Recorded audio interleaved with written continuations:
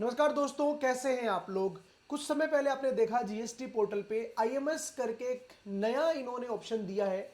Invoice management system जो इन्होंने wording दी है इसको, इसमें हमने देखा कि जो इन्वॉइसेज हैं सप्लायर ने जो अपनी रिटर्न फाइल करी है या अभी तक सेव करा ली अपनी GSTR 1, उसके बेसिस पे हमें आईएमएस में डेटा दिखता है। वहां से हम एक्सेप्ट रिजेक्ट कर सकते हैं या कोई एक्शन नहीं लिया हमने तो भी वहां से डेटा एक्शन के बेसिस पे, अगर कोई एक्शन नहीं लिया उसके बेसिस पे 2B में जाता है, 2B से वो 3B में फ्लो होता है। ये अभी तक आपने देखा, लेकिन अब जब अक्टूबर ऑनवर्ड्स आप 3B फाइल करोगे तो आपको 3B फाइल करते समय एक नई कंफर्मेशन देनी पड़ेगी। वो कुछ इस प्रकार होगी।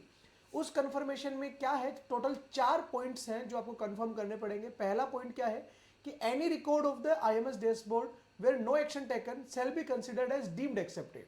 तो इस पे आप कंफर्मेशन दे रहे हो। ऊपर आप देख रहे होंगे लिखा है I hear by confirm and except on following points.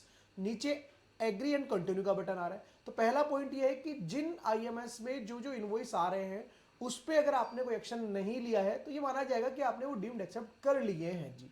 दूसरा, only such record will flow from IMS to GSTR 2B which are saved and filed by the supplier.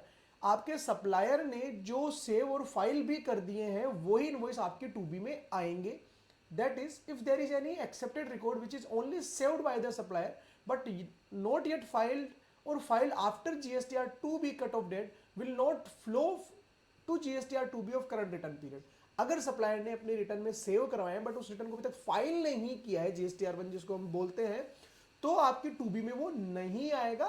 Current period की 2B में नहीं आएगा। जब वो फाइल कर देगा उसके बाद जो नेक्स्ट पीरियड की 2B होगी उसमें वो आपको रिफ्लेक्ट हो जाएगा।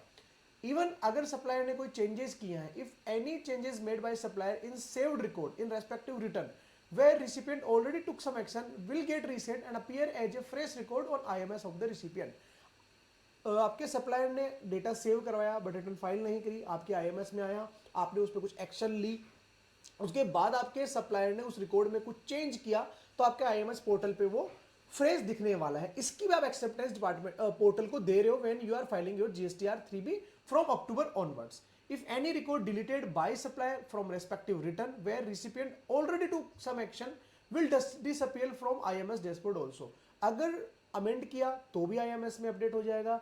अगर डिलीट कर दिया आपके सप्लायर ने कोई इनवॉइस तो वो आईएमएस डैशबोर्ड से भी डिसअपीयर हो जाएगा। तो ये 4 पॉइंट की आप अब कंफर्मेशन दोगे, एग्री एंड कंटिन्यू करोगे, उसके बाद आप GSTR 3B फाइल कर पाओगे दोस्तों। तो ये एक नया बदलाव है जो अब आप GSTR 3B फाइल करोगे तो आपको दिखने वाला है। अगर आपको ये बदलाव पसंद आया हो, वीडियो आपको, जानकारी आपको पसंद आई हो तो प्लीज वीडियो को लाइक करें, चैनल को सब्सक्राइब करना ना भूलें। मिलेंगे नए वीडियो में नई जानकारी के साथ। Thank you so much. जय हिंद, जय भारत।